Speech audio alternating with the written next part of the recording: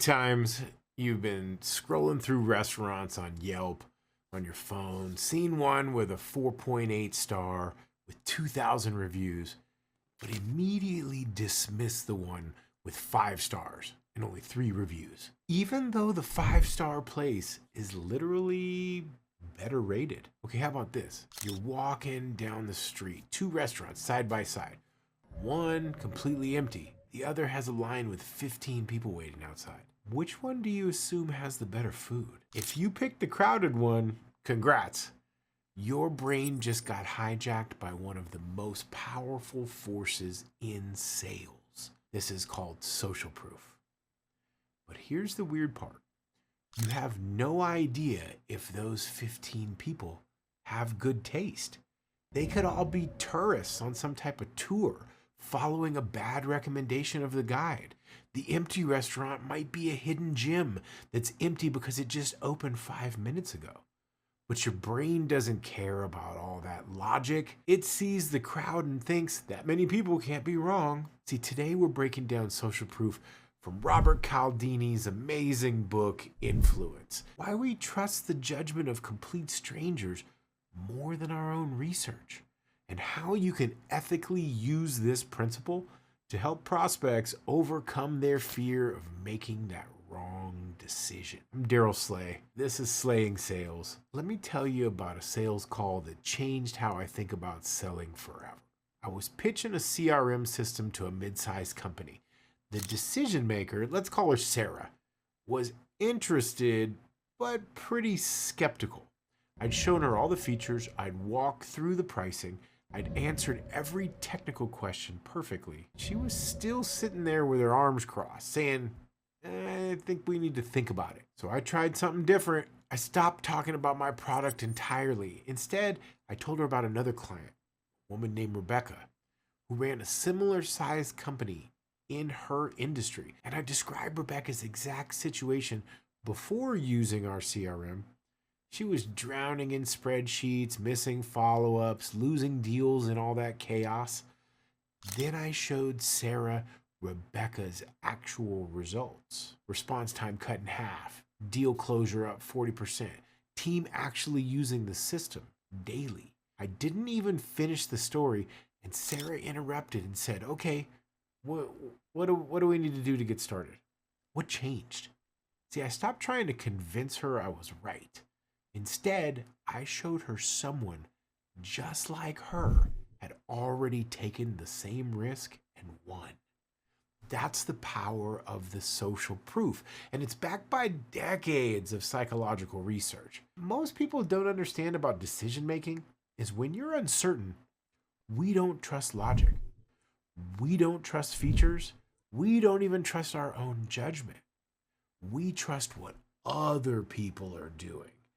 This isn't stupidity, though. It's actually, a smart, mental shortcut. For, thousands of years, following the crowd kept you alive. If everyone in your tribe was running from something, you ran too. You didn't stop to analyze whether the threat was real. You trusted the group's judgment. That instinct is still hardwired in our brains, and it shows up every single day in your decision making. Think about the last time you were on Amazon. You had 2 products to choose from. Similar price, similar features, might even look the same. What made you pick one over the other? I guarantee you looked at the reviews. See, thousands of 5-star reviews beats dozens of 5-star reviews. Even if both products are identically rated, your brain is running a simple calculation. More people chose this one, therefore, it's probably going to be better. See, Cialdini calls this the principle of social proof. We determine what's correct by finding out what other people think is correct. And in sales, this principle is absolutely crucial because prospects aren't just buying your product. See, they're buying the decision to trust you. Trust is scary, but you know what makes trust less scary? Seeing that other people already trusted you and it worked. See, let me break down why. Social proof is so powerful and why ignoring it is killing your sales. When a prospect is considering your product, You're dealing with two competing forces in their brain. Force one, the logical brain is saying this solution makes perfect sense. The features align with our needs, the ROI is solid. Force number two, though, that's the fear brain saying, what if I'm wrong? What if this is a mistake? What if I look stupid for choosing this? Or I lose money because I chose this? See, your features and benefits appeal to force one. That's necessary, but it's not sufficient. See, social proof neutralizes force two. It says, you're not the first person to make this choice. Look at all these other people who have chosen this and they've already succeeded. The risk feels smaller because even if it doesn't work out, you can say, well, thousands of other companies chose this too. It wasn't just me being reckless. See, this is why testimonials work. This is why case studies work. This is why logo walls work. They're not about bragging. They're about reducing perceived risk through peer validation. Think about the Avengers. When Tony Stark is trying to convince the world that his Iron Man suit technology is safe and effective, he doesn't just run technical demos. He points to Captain America, Thor, Black Widow, a whole team of heroes using advanced tech and winning battles. The message isn't, my tech is good. It's, look at all these successful heroes who trust this technology. That's the social proof. If Captain America trusts it, it must be legit. Now let's talk about the different types of social proof and when to use each one. Type 1, this is just the crowd. This is raw numbers. Over 10,000 companies use our platform, more than 100,000 downloads, trusted by 5,000 sales professionals, billions and billions sold. When does this work? When prospects are completely new to you and need the reassurance that you're legitimate and established. The crowd says, you're not taking a crazy risk. This is a proven solution. But here's the trap. Generic crowd numbers don't close deals by themselves. They just open the doors. They establish a little bit of credibility, but they don't create urgency or connection. See, type 2 is the expert. This is the authority endorsement. We were featured in Forbes. We were recommended by Gartner. We're certified by blah blah industry association. When does this work? When prospects need validation that you meet some industry standards and have been vetted by the respected authorities. The expert says, smart people have evaluated this and given their stamp of approval. The trap here, if you're selling to rebels or mavericks who distrust the establishment, expert endorsement can actually backfire. Know your audience. See, type 3 is the peer. This is the most powerful type for closing deals. It's testimonials, case studies, and success stories from people who look like your prospect. See, Sarah, who runs a company just like yours, increased sales by 40% in 6 months. When does this work? Always, but especially when prospects are close to deciding and the need and just that final push to overcome the fear. The peer says someone in your exact situation did this and won. You can too. This is your closer. This is what turns I'll think about it into let's do this. Type 4, the friend. This is referrals and word of mouth. Your colleague Mike referred us. When does this work? As your opener. Warm introductions eliminate the initial skepticism. That kills that barrier entirely. The friend says, someone you trust vouches for this. No need to be defensive. Here's what most salespeople get wrong, though. They use social proof like a trophy case. Look how great we are. Look at all these big logos. Look at all these awards. See, that's not social proof. That's bragging. And bragging triggers skepticism, not trust. Real social proof is about the prospect, not about you or your company. It's about showing them a mirror, someone like them who already succeeded using your stuff. Let me show you the difference. Bad social proof. We worked with Google, Amazon, and Microsoft. Well, how could that be bad? If I run a 20-person startup, Those logos make me think, well, this isn't really for me. This is for the big players. Good social proof. We work with everyone from Fortune 500 companies like Google to fast-growing startups like ABC that only has 20 employees. Here's how a startup just like yours used our platform to scale from 20 to 100 employees in 18 months. So why is that good? Now I see myself in the story. The Fortune 500 logos give you credibility, but the startup story gives me the confidence that this will work for my situation. Here's another example of bad social proof. We have 50,000 users. Why is it bad? So what? It's about you. It's not about the prospect. How does that help solve the prospect's problem? Good social proof. Over 50,000 sales professionals use our platform. Here's what 3 of them in your industry saw in their first 90 days. 30% faster response times, 25% more meetings booked, and a 40% higher close rates. Want to see how they did it? Why that's good. You've connected the crowd number to a specific outcome that matter to the prospect, and you've made it relevant to their industry. The pattern is simple. Generic social proof establishes a little bit of credibility, but specific, relevant social proof closes the deal. See, now let's talk about how to actually implement this in your sales process.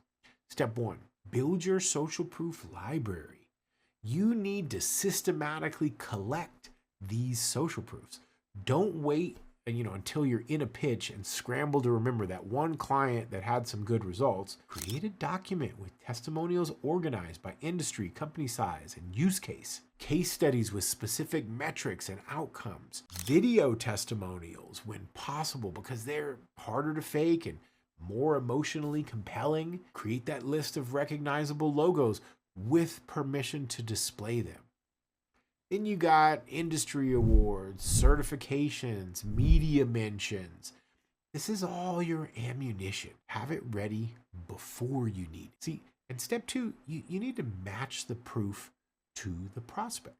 Before every sales call, look at your prospect's profile. What industry are they in? What size is the company? What problem are they trying to solve?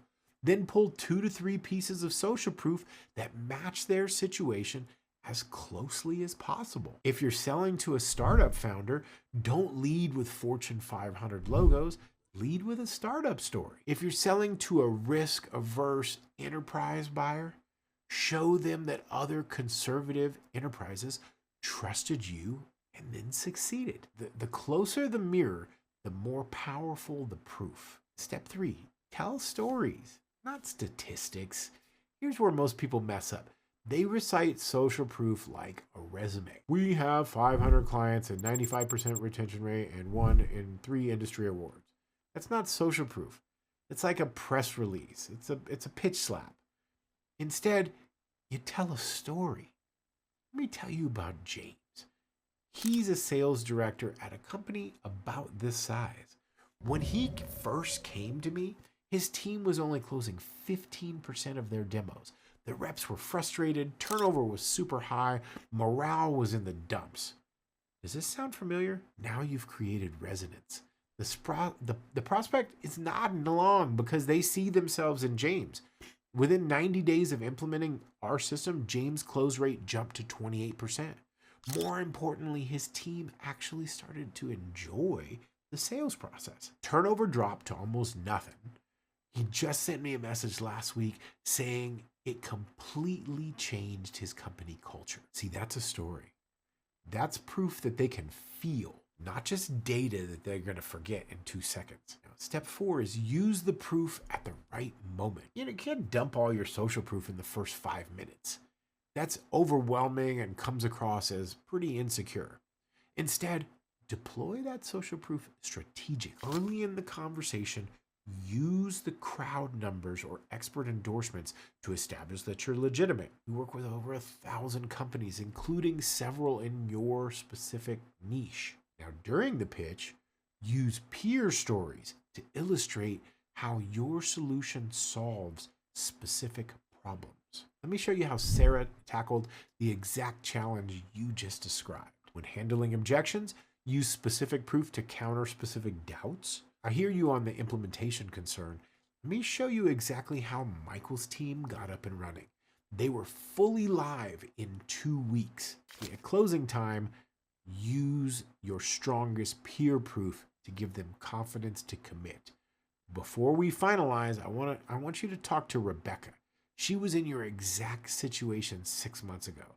Here's her direct email. You can ask her anything. See, the timing matters as much as the content. Here's a real world example of social proof done masterfully. Slack didn't grow by millions of users just, spitting out ads about their features. They grew through a brilliant social proof strategy. When you signed up for Slack, they showed you how many companies were already using it. They showed you logos of the companies you'd recognize. They made you feel like you were joining a movement, not just trying a new tool. But more importantly, they encouraged teams to invite each other. So your first experience with Slack wasn't, this is a cool tool. It was, my entire team is already here. That's peer proof at scale. And it's incredibly hard to resist because the implied message is everyone you work with is already using this. Are you really going to be the holdout? Another example, Airbnb. When Airbnb first launched, people thought they were insane. Stay in a stranger's house. Are you kidding? The logical pitch wouldn't work. Our platform has great search features and secure payments. Nobody cared about features when the core concept seemed so dangerous. So Airbnb leaned hard into the social proof. They showed you how many people had successfully stayed in Airbnbs. They showed you reviews from the other travelers. They showed you that people just like you had done this and not only survived it, but loved it. That social proof transformed the perception from this is crazy and dangerous to maybe this is just what modern travelers do. Now let's address the biggest mistake I see with social proof. This is that fake or misleading proof. Listen to me carefully. If you make up testimonials, exaggerate results, or use logos without permission, you will destroy your credibility permanently. Social proof only works when it's real. The moment prospects catch you lying, you're done. Not just with that prospect, but with everyone they talk to, because they'll tell the story of how you tried to deceive them. Here's like the ethical standard. Only use proof you can back up. Only share results that actually happened. Only display logos if you have explicit permission from them. If you don't have the social proof yet, be honest about it. We're a new company, so we don't have thousands of clients yet. But here are the 3 clients we do have, and here are their unedited results. That honesty is more powerful than fake proof will ever be, because it's authentic. Here's your action plan for implementing social proof. This week, reach out to 5 happy clients. Ask for the testimonials. Make it easy for them. Send a simple email with 2 to 3 questions about their experience and their results. Create a detailed case study. Pick your best success story. Document the before, the process, and the after with some specific metrics. Make it a PDF or a web page that you can share. Then you're going to add a social proof section to your pitch deck. Include your crowd numbers, your best logos, and 2 to 3 powerful testimonials. Before your next 5 sales calls, identify which piece of social proof best matches each prospect. Don't use the same proof for everybody. Customize it a little bit. Then practice telling one client success story until you can give it naturally in under 2 minutes. Make it compelling, make it specific, make it true. Next, you're going to set up a system to continuously collect that social proof. After every successful project or sale or referral, you're going to ask for feedback. After every win, ask for permission to use them as a reference. Build your library. Remember, people don't buy from you because you're great. They buy because people like them succeeded with you. Your job isn't to convince them you're awesome. Your job is to show them the evidence that people in their situation trusted you and won. That's not manipulation. That's helping them overcome their natural fear of making a bad decision by showing them they're not alone. When done right, social proof feels like reassurance. not pressure. It feels like, oh, okay, this makes sense, not, oh no, I better hurry. So here's your homework. Go collect 3 real testimonials this week. Reach out to clients who've had good experiences and ask them to share their story. Then practice incorporating those stories into your next pitch. Don't recite them, tell them. Make them feel real. Watch what happens when you stop trying to convince prospects you're right and start showing them that people like them already figured out that you're right. That's the power of ethical social proof. So, if this video helps you understand how to use psychology to help prospects make more confident decisions, hit subscribe because we're covering every principle from Cialdini's influence with real sales applications. I'm Daryl Slay. This was Slay in Sales.